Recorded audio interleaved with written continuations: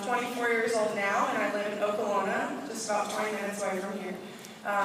But it took a lot to get to this point. It wasn't one simple race. There was a lot of things that happened before that. So I started swimming in New Jersey, 11 to 12 hours from here. So my mom said I cried at a lot of my first practices. But pretty soon I started making some friends. And some of those friends that I made my first year of swimming were bridesmaids in my wedding last year. So that's my favorite part of the sport of swimming, is the friendships that I made locally and now. So that meant I had to learn how to balance, because I really wanted to do well in school, but I wanted to get better in swimming, so I set goals in swimming and in school. So I actually got really good at doing homework in the car. That way I was still able to study and stay on top of my grades and my schoolwork in school. So I kept swimming through high school, and by the time I got to the end of high school, I knew I wanted to go to college. But I also had 5 younger brothers and sisters, and in order to pay for college, I was going to have to get a scholarship and swim in college. So I got recruited to a few different schools, and one of those schools was the University of Louisville. I was excited. I was loving every day. I went from swimming 6 days a week in high school to then swimming 10 times a week and lifting 3 days a week as well. So I was swimming about 20 hours a week on top of doing all of my schoolwork. But part of my scholarship was for academics, and we call ourselves student athletes. So that means our schoolwork is first, and then everything that we do as athletes is second. So I sought help from tutors, and I worked really hard in study hall, so that way I was able to keep some of my scholarship from academic scholarship and keep a good GPA, because even though I'm still swimming now, one day swimming is going to come to an end. I'm going to have to get a real job, and that's where my academics and my degree is going to come in handy. So my freshman year, the reason I got better was because of my teammates. We created a culture of encouragement in practice and really being really positive. So we noticed that when we're training and we're in a lot of pain, if we're cheering for our teammates, we're not thinking about ourselves as much. We're thinking about pushing our teammates, and we're not thinking about our own pain. So I know I got a lot better because my teammates pushed me, and I was trying to encourage them as well. So I had my first injury. Have you guys been injured before? Yeah, it's no fun, right? I was on land, and I was trying to jump to get the front door, and I twisted my right ankle with the upper right ankle sprain. And it was really painful. I still tried to keep swimming in practice, but that year I got so much better because of my kick. And without my ankle, my kick was pretty worthless, and I was in a lot of pain. So I still went to that meet, but I pretty much cried after all my events. But I realized that my purpose in my swimming isn't to win, and it's not to impress people.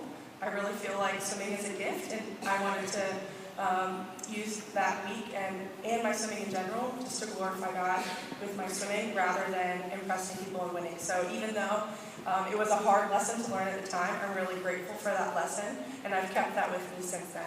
So I came back my second year, my ankle healed, and I continued to get better.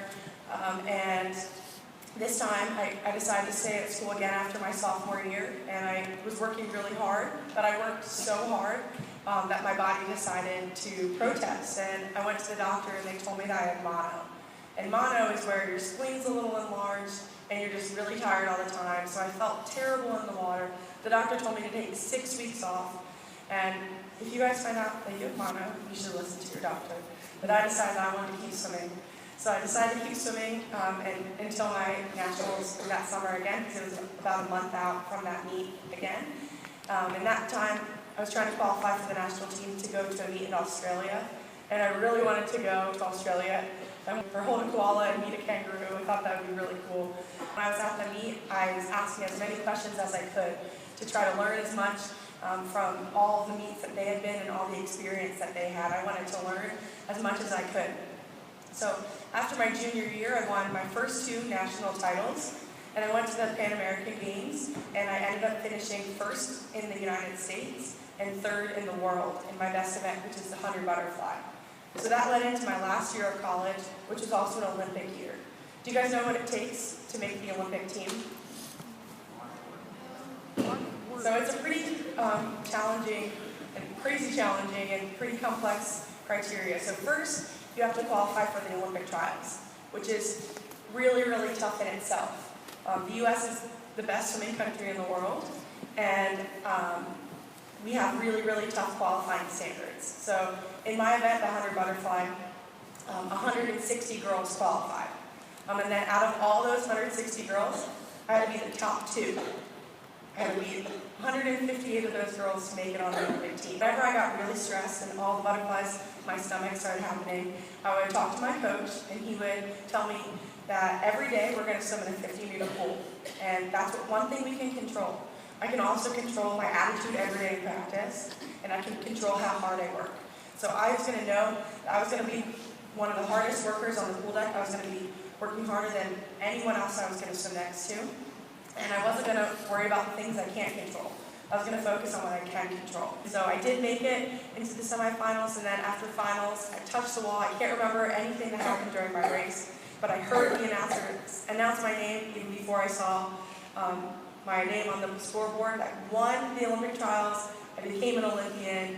I was crying. I ran over to my family. They got to sit in the front row of the stadium we were in, and it was a really surreal moment.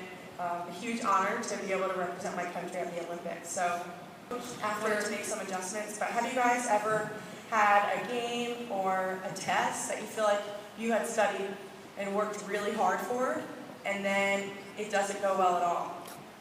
So that happened to me at the Olympics, unfortunately. So I had my semifinal race, and I touched the wall, I saw my time, and it was really slow.